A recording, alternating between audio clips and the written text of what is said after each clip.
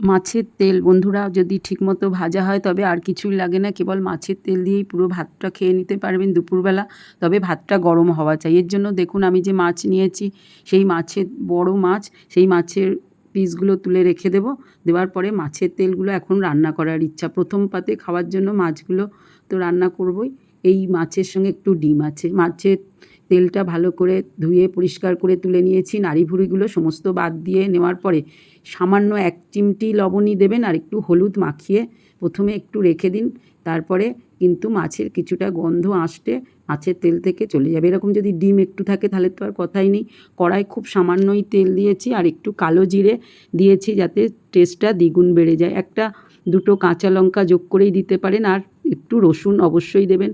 কোনো মাছের মধ্যে পাক গন্ধ থাকে আর টাটকা মাছ হলে তেলটা কিন্তু বেশ ভালোই হয়। আমার জ্যান্ত মাছের থেকে তেলটা নেওয়া। একটা বেশ মাঝারি সাইজের পেঁয়াজ মিহি করে কুচিয়ে দিয়েছি। আপনারা ইচ্ছা করলে পেঁয়াজের পরিমাণটা বাড়িয়ে দিতে পারেন। এইবার মাছের তেলটা আস্তে করে যোগ করে দিলাম পেঁয়াজটা একটু ভেজে নেওয়ার পর। ক্রমে এবার মাছের তেলটা আস্তে ধীরে হতে দেবো। এক্ষুনি অনেক নুন দেবেন না, টেস্ট অনুযায়ী 1 টিস্পুন হলুদ যোগ করে দিয়েছি।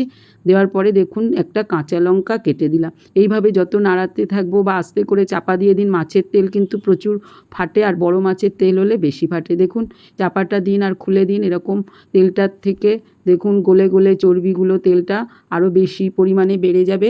আর 2 তেজপাতা দিন আঁশটে গন্ধটা দূর হওয়ার জন্য। আর একটু কাঁচা লঙ্কা বা শুকনো লঙ্কা আর একটু কেটে দিতে পারেন। আমি 1 টিস্পুন মাপের লঙ্কা গুঁড়ো যোগ করেছি।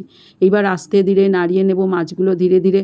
দেখুন পটকাটা আস্তে আস্তে ছোটো করে কেটে দিন। এই পটকা ভীষণ ফাটে, সেই জন্য চাপা দিয়েই রান্না করবেন তেলটা। আর এই যে জলটা বেরিয়েছে এটা আস্তে ধীরে মরে যাবে। ধীরে ধীরে সে করার জন্য একটু অপেক্ষা করুন। ডিমটাও ছোটো করে একটু কেটে দিলে সবাই মিলে ভাগ করেই খেতে পারবেন।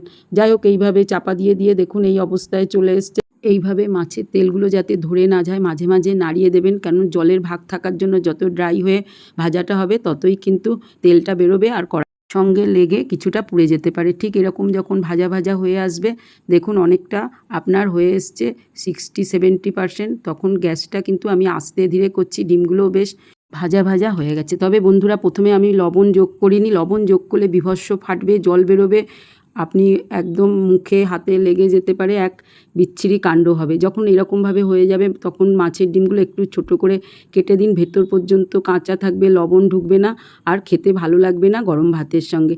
মাছের ডিম বেগুন দিয়ে রান্না করতে পারেন বা আলু কুচিয়েও রান্না করা যায়। তবে অনেক তেল হলে বেশ এরকম ভাজা করে নিলে, আর ডিম থাকলে তো কথাই নেই। এইভাবে যখন ভাজা ভাজা হয়ে এসছে সেক্ষেত্রে তখনও কিন্তু লবণ পড়েনি। এইবার যখন মাছের ডিমের তেলটা ঠিক ভাজা হয়ে যাচ্ছে তখন দিন গরম মশলা।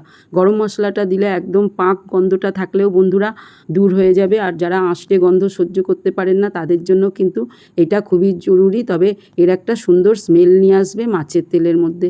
গাজাগুলোও যখন কমে যাবে জানবেন জলের ভাগটা কমে গেছে।